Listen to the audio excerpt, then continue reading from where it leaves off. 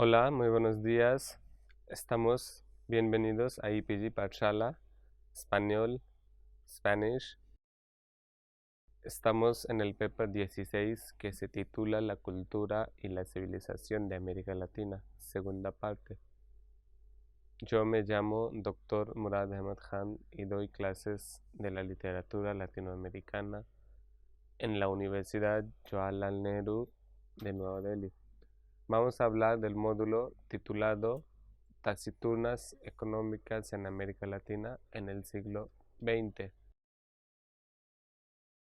El objetivo principal del capítulo es promover acercamientos a nivel básico e intermedio a la taciturna económica en América Latina en el siglo XX.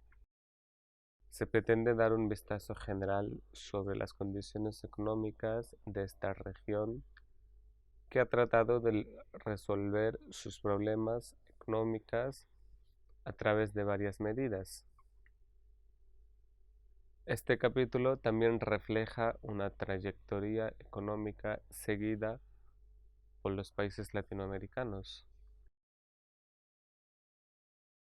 La experiencia del crecimiento mundial de las últimas 2 o 3 décadas del siglo XX indica una amplia variedad de vías de crecimiento durante este tiempo y entre países. Está en contraste con los antecedentes de la economía de crecimiento desarrollado en los años 95 y 60, que vieron el crecimiento como un proceso liso alrededor de una tendencia bien definida. La evidencia empírica reciente muestra que el crecimiento tiende a ser un proceso volátil con poca correlación serial en las tasas de crecimiento con el tiempo. Este hecho, estilizado sobre las tasas de crecimiento, es particularmente aplicable a los países en vías de desarrollo y América Latina, en particular, donde el crecimiento es más inestable que el proceso de crecimiento de los países ricos industrializados, es decir, los países de la OCDE. El rendimiento del crecimiento económico de América Latina en los últimos 2 a 4 décadas del siglo XX fue, en general, modesto y plagado de ciclos que convirtió el crecimiento económico en un proceso volátil. El crecimiento se aceleró en la mayoría de los países latinoamericanos y el Caribe a partir de 1980, con la excepción de Chile y la República Dominicana. Las tasas de crecimiento promedio anual del PIB per cápita de la región descendieron del 3% en 1960 a 80 al 0.5% en 1980 hasta 2002. Además, la volatilidad del crecimiento aumentó en los años 1980 y 1990, en comparación con décadas anteriores. El crecimiento económico se recuperó en la década de 1990 en América Latina con respecto a la década de 1980, la década de la crisis de deuda. A pesar de que la recuperación fue interrumpida de nuevo por los efectos de la crisis asiática de 1997 a 98, que enviaron la región de nuevo a un lustro de lento crecimiento. Las nuevas esperanzas para la prosperidad duradera tras la aprobación de las reformas orientadas al mercado ayudada por una mayor disponibilidad de financiación externa han sido en gran medida decepcionadas en el campo crítico del crecimiento económico. Es evidente que la región de América Latina tuvo dificultades serias para adaptarse a los shocks mundiales de las dos últimas décadas, como las crisis de deuda de la década de 1980, los ciclos recurrentes en los flujos de capital y los precios de las materias primas, las diversas crisis financieras de la década de 1990 y principios de 2000. México 1994, Asia 1997-98, Rusia 1998 y otras. A nivel de país, América Latina también muestra una amplia variedad de experiencias de crecimiento en las últimas 4 décadas. Las dos economías que crecieron más rápido en 1960 a 1980, en virtud de la sustitución de importaciones y el dirigismo, México y Brasil, sufrieron una desaceleración del crecimiento, prolongado en el periodo posterior a 1980. Por cierto, estos son los dos mayores economías de la región. A su vez, otras dos economías ricas en recursos de la región, Argentina y Venezuela, experimentaron ciclos de crecimiento en los años 1980-1990 y principios de 2000, dentro de una tendencia general de declive económico con respecto a una tendencia de crecimiento sostenido. En contraste, Chile logró crecer a más del 7% anual durante 1986-1997, aunque el crecimiento se desaceleró durante años después, para recuperar de nuevo en 2004-2005, después de un auge en los precios del cobre. Además, la República Dominicana creció muy rápidamente entre 1992 y 2000, a pesar de que cayó en una crisis de 2002 a 2003. Otras economías de la región sufrieron varios ciclos de crecimiento, pero sin una tendencia al alza sostenida notable en las tasas de crecimiento.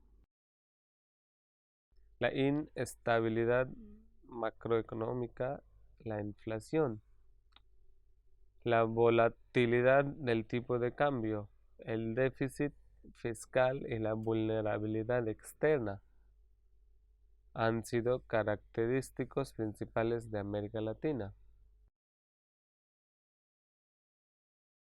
Las reformas de la década de 1990 en la región trataron de hacer frente a la estabilización macroeconómica, los problemas endémicos de la inestabilidad y el crecimiento limitado a través de políticas de apertura externa, la desregularización y la privatización.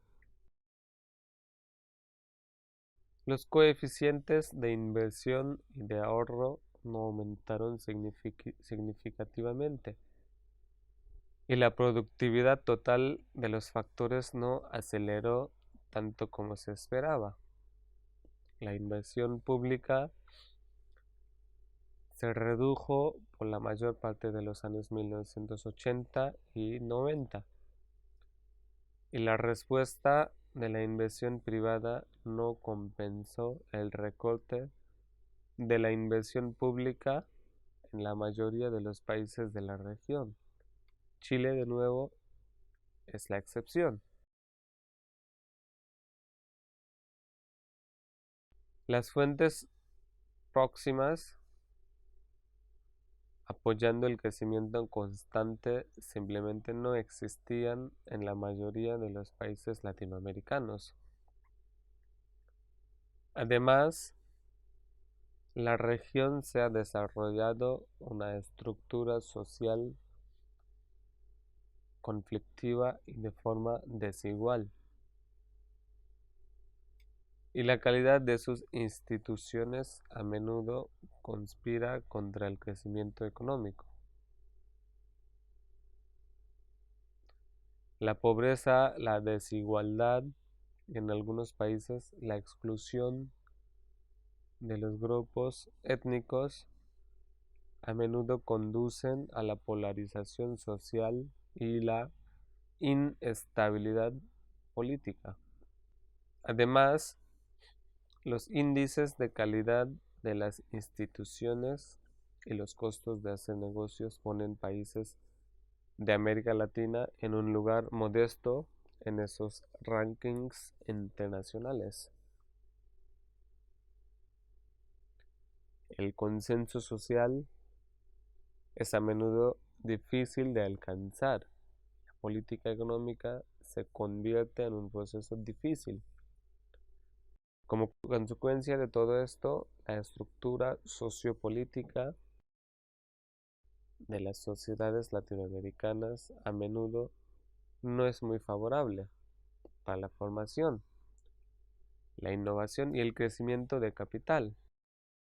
Desafortunadamente, las reformas inspiradas en el Consenso de Washington no han tenido éxito en la lucha contra la estructura social desigual de la región y de sus instituciones. En las últimas 4 décadas, los países latinoamericanos han intentado varios modelos económicos, tales como la sustitución de importaciones y el dirigismo estatal, el socialismo, el populismo y la reforma del libre mercado para resolver sus problemas económicos y sociales endémicos y estimular el crecimiento económico. Los correlatos políticos de los modelos económicos han incluido las dictaduras de derecha, principalmente en el cono sur en la década de 1970, parte de la década de 80. Los gobiernos de izquierda y diversos tipos de regímenes democráticos y semidemocráticos en la década de 1990 y principios de 2000. Los resultados de estos experimentos han variado dependiendo de los países y periodos de tiempo, pero el resultado robusto es tener diferentes medidas y diferentes tipos de prosperidad y sostenida se han mantenido difíciles de alcanzar para la mayoría de la región, aunque se observaron episodios de crecimiento y prosperidad en algunos países individuales. En algunos países, estos episodios de crecimiento duraron alrededor de una década o más. A su vez, los episodios relativamente largos de estancamiento y declive son comunes en la región latinoamericana.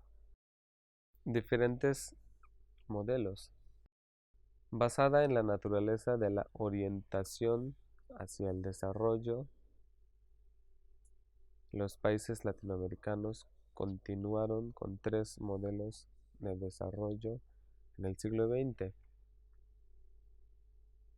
Es decir, el modelo de exportación de los productos primarios, lo que era modelo del liberalismo, y también el modelo de la industrialización en la sustitución de importaciones, lo que era modelo de estructuralismo. El otro era el modelo de apertura y liberalización, que se llamaba el modelo del neoliberalismo.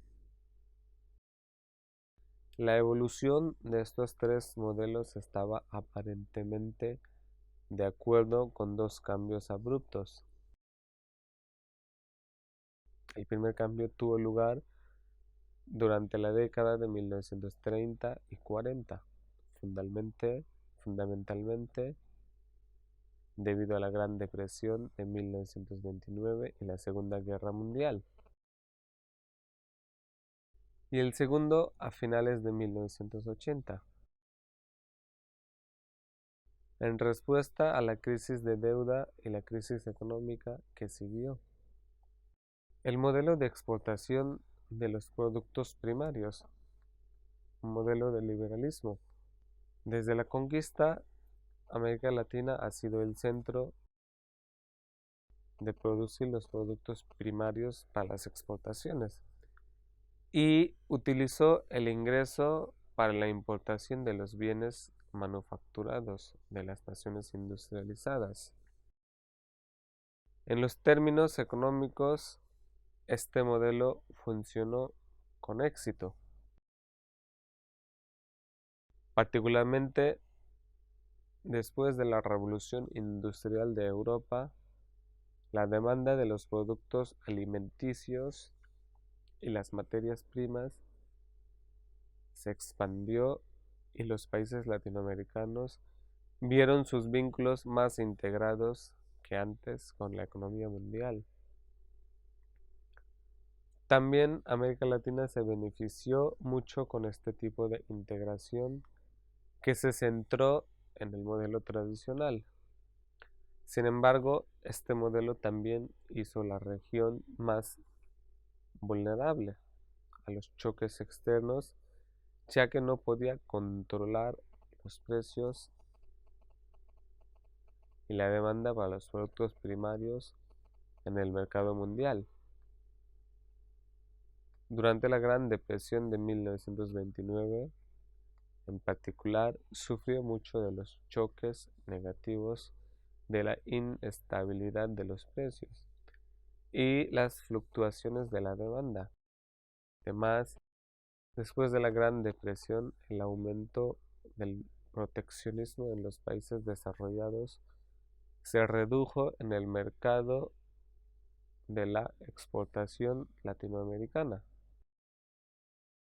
A la luz de estos choques externos y las perspectivas dadas en el comercio mundial, los países latinoamericanos obligaron a sustituir el modelo de la exportación de los productos primarios con el de la industrialización basada en la sustitución de importaciones.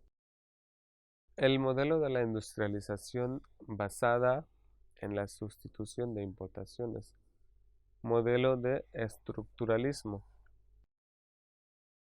Los tomadores de decisiones en América Latina querían llevar a cabo 2 objetivos principales a través de la implementación de este modelo. El primero fue lograr la independencia económica más. Se creyó que mediante la construcción de sus propias instalaciones de fabricación, América Latina sería menos dependiente de la importación de los bienes industriales producidos en Europa o los Estados Unidos, y al mismo tiempo la región sería menos vulnerable a los choques externos como la Gran Depresión. El segundo fue generar más oportunidades de empleo para la clase trabajadora que había crecido tanto en número como en importancia desde los principios del siglo XX. Los líderes políticos de casi todos los países principales de la región reconocieron la emergencia de esta clase trabajadora como una fuerza política principal. La industrialización la proporcionaría con puestos de trabajo más seguros. Todo el proceso de la ISI podría ser dividido en dos etapas, desde los finales de 1930 hasta la década de 1960. Este modelo, al menos en los países principales, tuvo éxito que se reflejó en el hecho de que las actividades industriales habían empezado a ocupar una posición importante en las economías nacionales. Desde la década de 1960, sin embargo, muchos signos previos de la crisis de este modelo de ISI aparecieron. Las industrias de sustitución de importaciones todavía dependían en gran medida de la importación de bienes de capital y a veces materias primas. Debido a condiciones pobres de intercambio para sus exportaciones primarias, América Latina no podía ganar más divisas extranjeras. A pesar de los esfuerzos de esperanza para llevar a cabo la integración regional, América Latina no podía ampliar el mercado interno para absorber más productos industriales realizados en el proceso de ISI. Mientras tanto, no pudo ampliar su mercado en el extranjero tampoco. Por lo tanto, en muchos países, las fábricas no pudieron ampliar la producción mediante el aprovechamiento de las economías de escala. ISI tampoco había creado suficientes puestos de trabajo a los trabajadores debido a su naturaleza de intensidad de capital y su negligencia de los principios de la ventaja comparativa. Por la década de 1970, las personas responsables de formular la política de América Latina se habían dado cuenta de las limitaciones del modelo de ISI. Sin embargo, el acceso fácil a los préstamos externos hizo reacios a corregir estas limitaciones. En lugar de ello, comenzaron a depender en mayor medida de pedir préstamos comerciales extranjeros para estimular el modelo ISI. Entre 1970 y 1980, América Latina acumuló su deuda externa de 27.000 millones de dólares a 230.000 millones de dólares, con pagos de servicio de deuda anuales de 18.000 millones de dólares, mientras que América Latina tuvo que cumplir con la obligación de servicio de la deuda. Los precios de las materias primas estaban disminuyendo y las tasas de interés estaban aumentando. Las deficiencias inherentes del modelo ISI, combinado con las condiciones externas desfavorables, finalmente permitieron a la crisis de la deuda a principios de 1980, que a su vez creó una peor crisis económica en medio siglo. El modelo de apertura y liberalización, modelo de neoliberalismo. Con el fin de superar la crisis gemelas de la década de 1980, es decir, la carga de la pesada deuda externa y el estancamiento del crecimiento económico, los países latinoamericanos comenzaron a seguir el modelo de apertura y liberalización mediante la realización de programas de reforma admirables a partir de finales de 1980. No fue una decisión simple o fácil caminar por la trayectoria de las reformas. Hay varios factores que podrían explicar por qué la transformación del modelo latinoamericano no ocurrió en aquel entonces. En primer lugar, los responsables políticos que llegaron al poder en la ola de redemocratización de la década de 1980 eran reformistas fuertes. La mayoría de los líderes fue entrenada en las universidades occidentales y a menudo denominada como tecnócratas o una generación de líderes. Fueron aparentemente influenciados por el neoliberalismo y por las teorías de mercado. México es un ejemplo típico. Prácticamente todos los ministros en el gabinete de Salinas hicieron doctorados sobre todo en la economía de universidades estadounidenses. En segundo lugar, había un fuerte deseo tanto de los nuevos líderes como desde las bases para superar las dificultades económicas. Las medidas de ajuste adoptadas después de la crisis gemelas estallaron, se habían reducido en gran medida el nivel de vida de las personas. El modelo de apertura y liberalización ha adquirido las siguientes características notables. Los aranceles han sido enormemente cortados. Las empresas estatales fueron privatizadas. Las leyes de inversión extranjera han sido más liberales. La represión financiera se ha reducido. El sistema fiscal se convierte en neutral y simplificado. El sistema de pensiones y el código de trabajo son cada vez más orientados al mercado. Este modelo ha sido exitoso a causa de profundas reformas. Las décadas de 1990 resultó ser muy prometedor y optimista para América Latina. En realidad, los resultados económicos de los últimos 10 años del siglo XX fueron incluso mejor que la década de 1970.